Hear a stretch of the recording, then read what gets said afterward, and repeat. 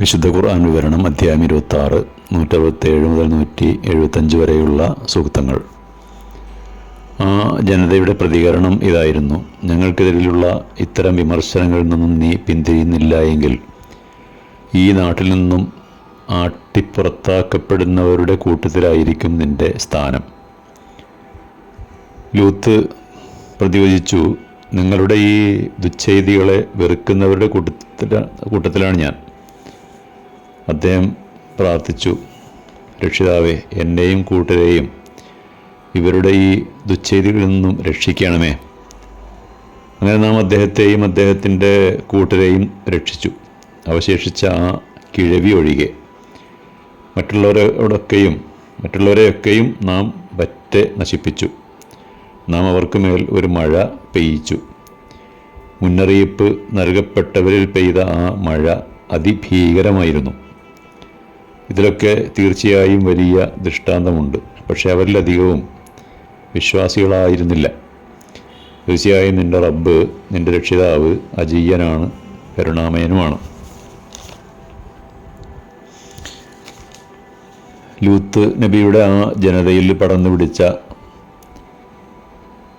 സ്വവർഗരതി എന്ന ആ ദുഷിച്ച സംസ്കാരത്തിനെതിരിൽ ശബ്ദമുയർത്തിയ ആ പ്രവാചകനെ ഭീഷണിപ്പെടുത്തിക്കൊണ്ട് അവരിലെ നേതാക്കന്മാർ പറഞ്ഞത്: ഞങ്ങൾ മഹത്തരമെന്ന് കരുതുന്ന സ്വവർഗരതി എന്ന ഈ ആധുനിക സംസ്കാരത്തിനെതിരിൽ നീ നടത്തുന്ന പ്രചാരണങ്ങൾ അവസാനിപ്പിച്ചിട്ടില്ല എങ്കിൽ നിന്നെ ഞങ്ങൾ ഈ നാട്ടിൽ നിന്നും ആട്ടിപ്പുറത്താക്കും, നാടുകടത്തും. മനുഷ്യാവകാശത്തിൻ്റെയും ലൈംഗിക സ്വാതന്ത്ര്യത്തിൻ്റെയും പേരിൽ സ്വവർഗരതിയും സ്വവർഗവിവാഹവും നിയമവിധേയമാക്കണമെന്നാണല്ലോ ഇക്കാലത്ത് ചിലരൊക്കെ മുറവിളി കൂട്ടിക്കൊണ്ടിരിക്കുന്നത്. ആ ജനത നന്നായി തീരുമെന്ന ലൂത്ത് നബിയുടെ പ്രതീക്ഷ അസ്തമിച്ചു.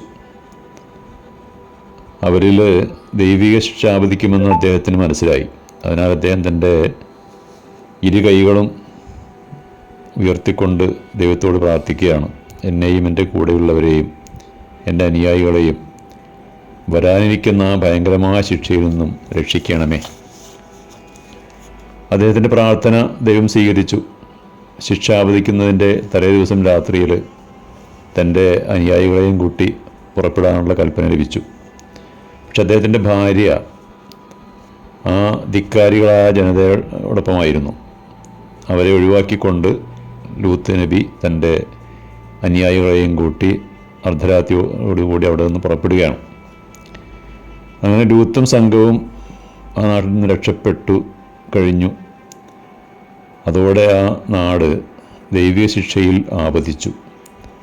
ആ ഭയങ്കരമായ ശിക്ഷ എങ്ങനെയായിരുന്നുവെന്ന് ഖുർആനിൽ അൽ ഹിജ്ർ എന്ന സൂറത്തിൽ എന്ന അധ്യായത്തിൽ 73-74 സൂക്തങ്ങളിൽ പ്രകാരം വിവരിക്കുന്നുണ്ട്.